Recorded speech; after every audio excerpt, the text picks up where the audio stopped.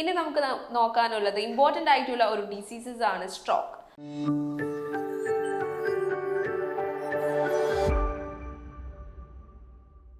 അതായത് brain attack. ഒരു sudden ആയിട്ടുള്ള ഫോക്കൽ ന്യൂറോളജിക്കൽ ഡിഫീറ്റിനെയാണ് നമ്മൾ സ്ട്രോക്ക് എന്ന് പറയുന്നത്. നമ്മുടെ സെറിബ്രൽ സർക്കുലേഷനിൽ എന്തെങ്കിലും പ്രശ്നം വരുമ്പോഴാണ് ബ്രെയിൻ അറ്റാക്ക് ഉണ്ടാകുന്നത്. ഓക്സിജൻ കറക്റ്റായിട്ട് ബ്രെയിനിൽ എത്തിയില്ലെങ്കിൽ ഇറവേഴ്സിബിൾ സ്ട്രോക്ക് ഉണ്ടാകാനായിട്ട് കാരണമാകുന്നു.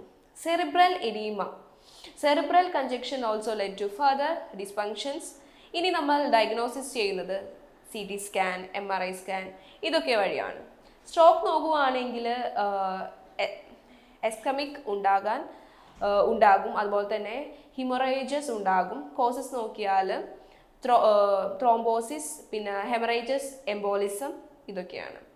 ഇനി അടുത്തത് റിസ്ക് ഫാക്ടേഴ്സ് നോക്കിയാൽ hypertension, atherosclerosis, anticoagulation therapies, പിന്നെ diabetes mellitus, stress, uses of oral contraceptives, right സൈഡാണ് സ്ട്രോക്ക് ഉണ്ടാകുന്നതെങ്കിൽ ലെഫ്റ്റ് സൈഡിലായിരിക്കും എഫക്റ്റഡ് ആകുന്നത്. പിന്നെ പാർഷ്യൽ പെർസെപ്റ്റഡ് ഡിഫീറ്റ് ഉണ്ടായിരിക്കും, ഷോർട്ട് സ്പാൻ ഉണ്ടായിരിക്കും, ഇമ്പയർഡ് ടൈം കോൺസെപ്റ്റ്, പിന്നെ impaired judgement, short attention span ഇതൊക്കെയാണ്.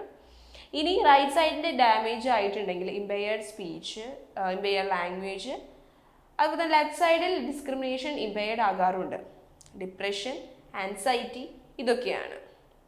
ഇനി ബാക്കി അസസ്മെൻറ്റിൽ എന്തൊക്കെയാണെന്ന് നോക്കാം. ഫസ്റ്റ് എഗ്നേഷ്യ. നമുക്ക് ഫെമിലിയർ ആയിട്ടുള്ള കാര്യങ്ങൾ തിരിച്ചറിയാൻ പറ്റാതെ വരുന്നു. ഇനി അപ്രീഷ്യ എന്ന് പറയുന്നത് സ്കിൽഡ് മൂവ്മെൻറ്റ്സ് ഓർ ഗെസ്റ്റേഴ്സ് എക്സിക്യൂട്ട് ചെയ്യാൻ പറ്റുന്നില്ല. ഹെമിയോസ്പിയ, അതായത് blindness in the half of the visual field. ഇനി കണ്ടിന്യൂസ് മോണിറ്ററിങ് ഉണ്ടാവണം. സ്വോളോയിങ് എബിലിറ്റി നോക്കുക, നെഗ്ലൻറ്റ് സിൻഡ്രമിൽ നിന്ന് റിലീഫ് ആകാൻ ആവശ്യമുള്ള ഇൻസ്ട്രക്ഷൻസ് നൽകുക. വിഷൻ ബുദ്ധിമുട്ടുണ്ടാകുമ്പോൾ തന്നെ ഹെൽത്ത് പ്രൊവൈഡേഴ്സിനെ സഹായം തേടുക. അൺഎഫക്റ്റഡ് സൈഡിൽ നിന്നും വേണം നമ്മൾ പേഷ്യൻസിനെ അപ്രോച്ച് ചെയ്യാനായിട്ട്. ഇൻഡിപെൻഡൻസിനായിട്ട് എൻകറേജ് ചെയ്യുക, അസിസ്റ്റീവ് ഡിവൈസസ് നൽകുക, തെറാപ്പീസ് ആവശ്യമുണ്ടെങ്കിൽ അതെടുക്കുക, മെഡിക്കേഷൻസ് ഫോളോ ചെയ്യുക. ഇതൊക്കെയാണ് ഇതിൽ പഠിക്കാനുള്ളത്.